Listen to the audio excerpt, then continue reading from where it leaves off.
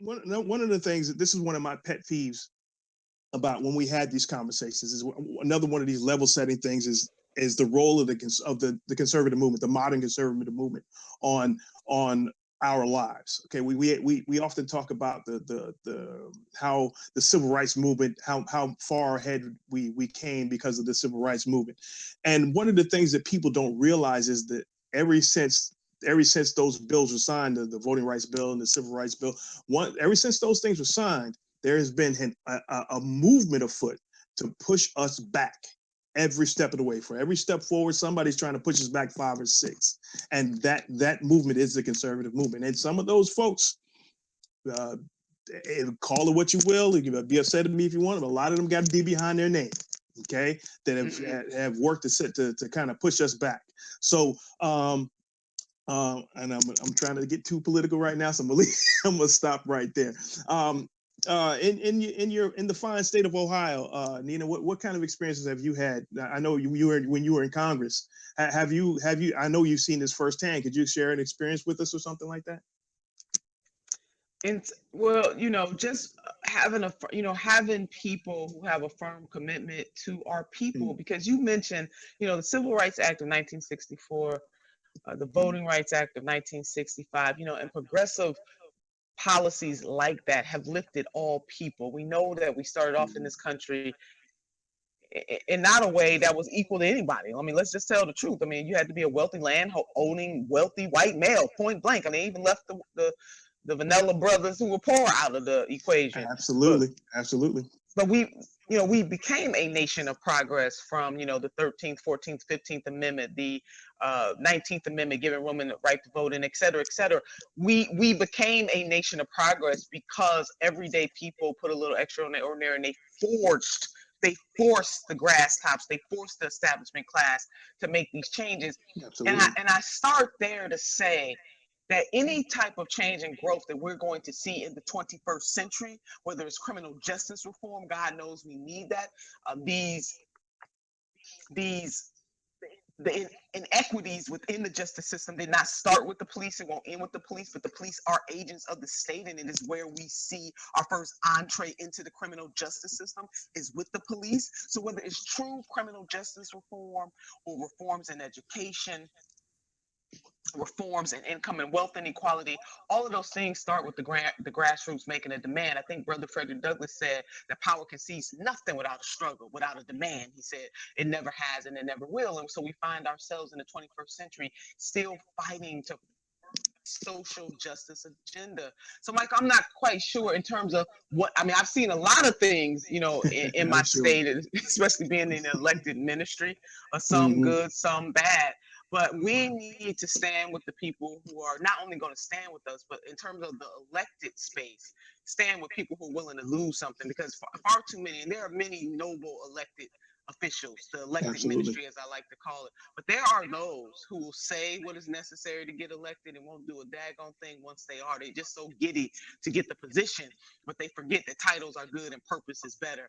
And we have made great progress in this country, and we need to continue to make progress. But there are lots of people still suffering in this nation, and we need public policy makers who are willing to push the envelope so much so that they're willing to lose something.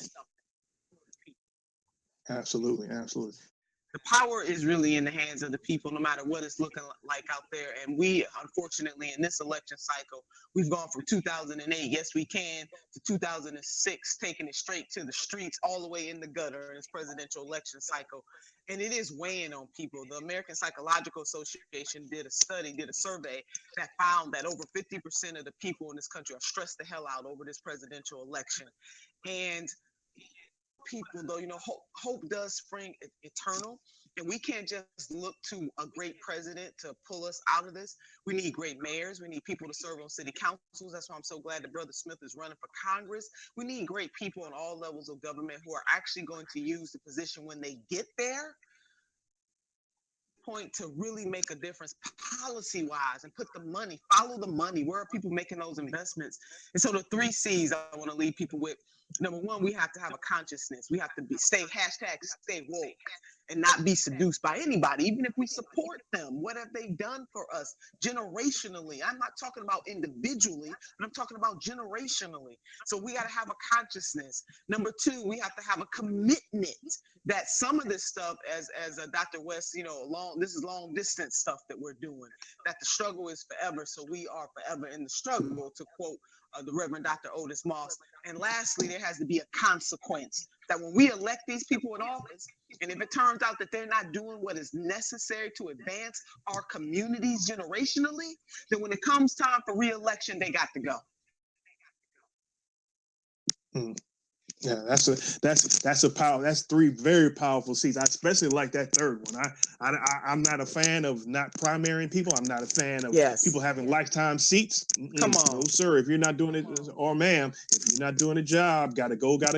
I'm a big fan of all that. All right. So I don't know how much longer we got with these. Anita, anything else you want to add to that? I want to get everything we can out of you before you run off on us. Everybody just vote. But voting is the end of the process. It's not the beginning. I mean, to have activists like Sister Zakiya, who knows from not just from a professional perspective, but she's a mama, she's a grandma, so she's feeling this thing in her heart. Or to have people like Brother Jesse Smith out there on the battlefield running. There's an African proverb that says that one should not build their shield on the battlefield.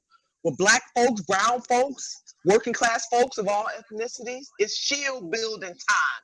And so whatever we want to see as our reality in 2018 and 2020 and 2024, those times might seem so far off, but they're right around the corner. What are we going to do to change education policy so that Sister Zakiya is not talking about this same thing 4 years from now? What are we going to do in workforce development? What are we going to do to make investments in Black businesses who will hire Black people 9 times out of 10 that keeps our community strong? There's a book I want to recommend, Michael, to the folks that are in the Google Hangout, and I hope that they will tweet this out, put it on their social media. Absolutely. The name of it is Brown is the New White, and it's written by Brother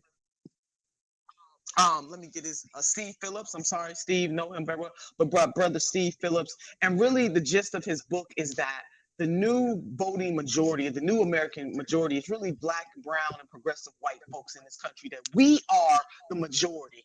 And so if we are the majority, we need to unify and have an agenda. We have to organize and to push for the things that we want in the political space and in the public square, if you will, and hold people accountable when they don't answer to that, because ultimately we are only as strong as the people that we lift up. So Brown is the New White, written by Brother Steve Phillips. It is a must read. The new Black, brown, and progressive whites, progressive army. We can do this, and we can have the type of nation and world that we desire, but we got to put some sweat equity on that thing. So God bless everybody. I hope you have a tremendous weekend. Thank you, Sister Zakiya, for everything that you do. Brother Jesse, thank you for being one of many progressives in the arena. And Michael, you're doing a great job of being a moderator. So God bless you all. Thank you very much.